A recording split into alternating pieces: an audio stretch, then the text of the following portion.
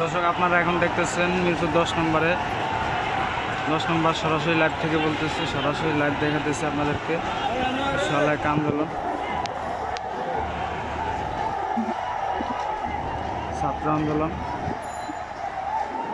ওটার জন্য আন্দোলন শুরু হয়েছে।